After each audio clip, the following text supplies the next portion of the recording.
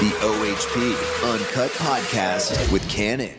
Happy New Year from Open House Party. I am Kannon, and today it is a look back at some of our favorite chats from 2022. We had an amazing year, some huge celebrities. We appreciate you watching. We really, really do. Today, some of the biggest moments from 2022. Let's get right into it. The OHP Uncut Podcast with Kannon. Benny Blanco is one of the greatest talents and greatest personalities in music. We love having him on the show. Such a quirky guy. You're going to see in 1 second. He did have a song that came out this year in addition to all the producing he does for all these other artists. He had his own song this year with BTS and Snoop Dogg, and we talked about that. I remember I went to them and I said, hey, who should we get on this song with us? And they just, first instinct, Snoop Dogg. And I was just like, yes, BTS, Snoop Dogg. So they all wanted it, Snoop Dogg. They came up with Snoop. It's almost like they had discussed it before. That's weird. They came up with Snoop. Everyone always thinks I did. They came up with Snoop, and it was the best idea. And I've worked with Snoop before, starting as far back as California Girls in 2010. And, Snoop's one of those guys. He's just like, no matter who you are, he's your hero. Like, it's like you ever met him before? I've met Snoop a couple times, yeah. It's like whenever you're hanging with him, he'll like say your name and you're just like, wow, that's the coolest way anyone's ever said how have I gone my whole life hearing my name any other way? And, it's just to be able to be like the glue that puts them together on a song is just crazy for me. I'm pinching myself every day. I was at a club a couple years. I just saw Jermaine Dupri yesterday here at work, and I was talking about this day. We were at a club one night, and I was sitting at Jermaine's table, and he goes, hey, man, you like to smoke, right? And I was like, yeah, from time to time, I like to smoke. He goes, my boy's coming. He's got some. And 10 minutes later, here comes this tall figure in a velvet green coat coming through the fog. And it was Snoop.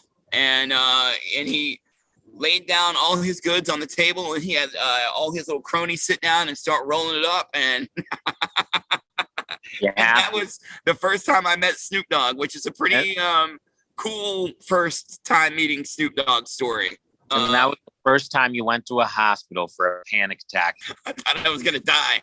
I'm like, this isn't normal. What did he lace it with? Nothing. You're like checking your pulse after you hit it each time. Legitimately, though, man. So how did the process work then, man? So did you, with this part of the process anyway, so BTS wanted Snoop Dogg, did you just call them up and were you like, yo, I'm doing a song with BTS and they want you on the song? Yeah, I called Snoop. Snoop was like, let's get it. They were actually in Korea by the time we were going to record the song. So they recorded it in Korea. And I was like, I had to stay up for like the craziest hours. It was like 4 a.m. for me because they were recording in Korea. So I was like, it was very cool to like do that. And they're so good. You know how like, I'll record someone and it's like, you do the thing, like take like 10, 15 times. Like they recorded the first time and I'm like, okay, well, that was perfect. And Snoop, we were in LA and it's like, it's always the best time in the world when you're with Snoop.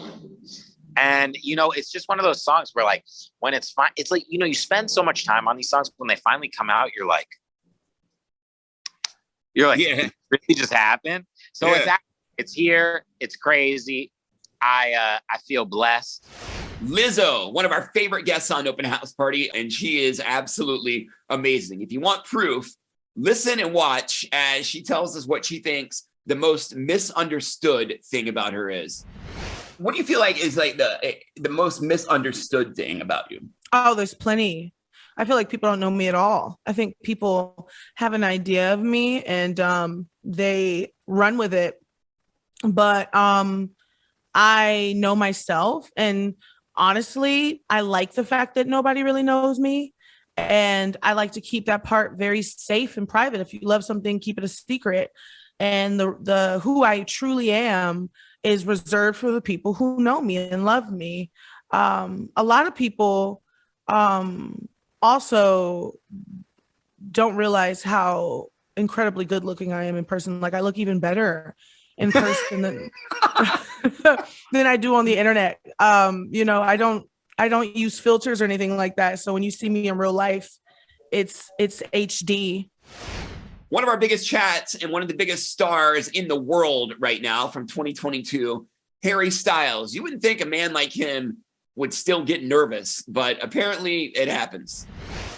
Amy asked your before on stage ritual. What would that be? My before on stage is probably like much calmer than you would think. So I'll I'll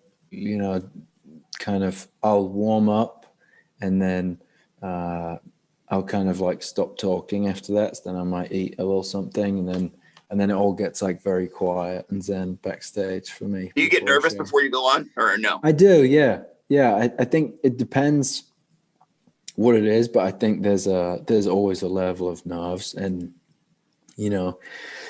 I like to, me and the band talk about it all the time of like making every show like it's the first and last every time, and I think when you're trying to give it so much all the time, I think you always want it to be the best show. So there's always a little bit of nerves, but I enjoy it so much, so I also get kind of excited now as well.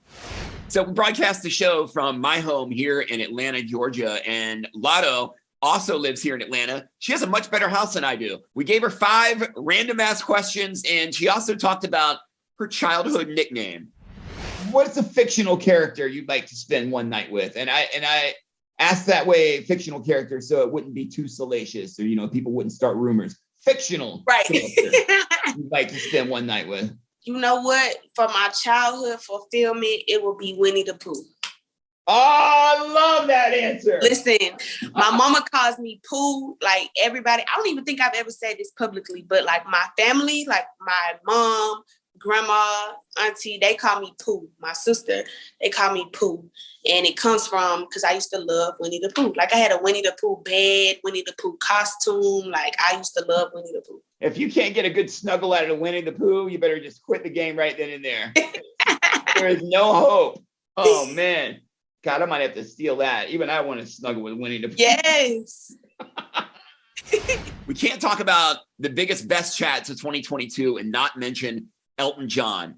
Obviously, he's a living legend. He's an icon, and you can't throw those words around. People do, but they're stupid. Elton John is a literal living legend and an icon. He talked to us about his farewell tour and his upcoming plans. What percentage are you sure that this is really the final tour? It is the final tour. I 100%. I finish in Europe next year in July. I've been doing this since I was 17 in a band. I've been traveling. I've had the most fantastic life, and I could never dreamt of this life. And it there's been some downs, but there's mostly been ups, and it's been an incredible privilege to have this life.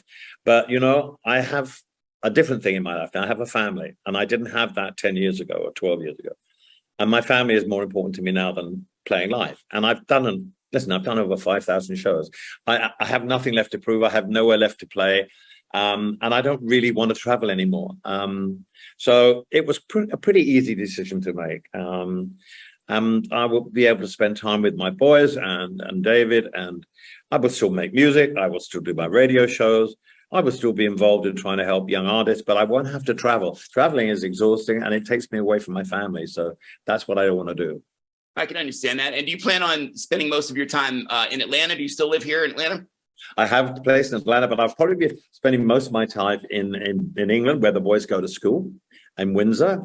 And then they want to go and see places like India and Antarctica. And I'd like to take them because, I travel all the time and I see nothing. I fly over. People say, have you seen the Grand Canyon? I said, yeah, from about 36,000 feet. So I don't get to see anything. So I want to be with them when they experience the awe-inspiring sight of seeing a polar bear, or going to see how Indian people live in their beautiful country in India. So I want to do those things because I haven't really done them anyway. So to do them with my sons will be amazing. I agree. That's going to be life-changing. You got to think about the last show. And have you thought about like the final show you'll ever do? Like what your emotions will be like that night? And do you have anything special planned for that night? What is that experience going to be for you? It's going to be in Stockholm on July the 8th next year. I think there'll be a few friends coming over. Obviously, the night before, I'm doing 2 shows, but the night before or the night before the first show, we will have a big get together with the band and everybody like that, because it will be emotional. I don't know how I'm going to feel, to be honest with you. I just don't know. I might be so thrilled to get it over and done with, but I think it'll be very, very moving for me. Because as I say, I don't really think about things that much. And then when you actually sit down and the actual reality hits you, that's it.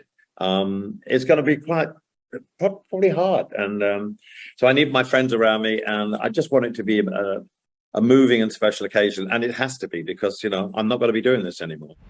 One of my favorite breakout artists from 2022 was Rosa Lynn and her song Snap. She doesn't sound like anything else out right now, which is what I really love about her. She's not afraid to do her own thing. And unfortunately, the song Snap hits way too close to home for her. She did have sort of an unrequited love. She'll tell us about it. May I ask you, why were you on this emotional roller coaster when you wrote that song? What was it that inspired that? I spent a year in the US as an exchange student when I was 17, and a lot can happen in 1 year. I fell in love very, very deeply. It was an unrequited love. I didn't even tell the person that I was into them. And I went back, and by the time I had to leave, it was just so terrible. Like, I can't even remember that terrible feeling of realizing that you have 3 more days and then 2 more days and then it's your flight. And then there's just like one flight away from seeing that person and never seeing that person again. And I was very, very, it was like that, top moment of me being in love. And then in one day I was back in home. My life is back again. And a lot of other things happened too. Like, I was kind of trying to readjust, and it kind of messed with my mental health. And, a lot of things happened after, like, COVID and everything. So it was just a song about how hard life can be sometimes, and what effect can it have on you. Why did you feel like you couldn't tell that person that you love them? It's hard for me. It's very hard to say I love you to people that I love. And it can even be my family or my friends. It's just very hard for me. Cause I always want to seem like I'm strong, and I'm like, I don't like to be vulnerable. I only let myself be vulnerable on stage, because I think that's essential for the artist. It's like, you need to strip yourself on stage. You need to be a soul, thing. You just need to be the spirit and your soul on your stage, not your body. All the walls down. Yeah. So does that person now know that you wrote the song about them? Nope. I don't think I'm ever gonna tell him. There you go. Those are the biggest moments of 2022. Make sure you subscribe to this channel. That's how you can win a virtual meet and greet with your favorite artists. We've done those in the past. If you look at the videos below, you'll see some of those. The way to win those is click subscribe. We take new subscribers that subscribe to the channel, and we award you with meet and greets with your favorite artists on Zoom from Open House Party. We love the fans. We love the fandoms. We appreciate you. Happy New Year. Here's to 2023. The OHP Uncut Podcast with Kannon.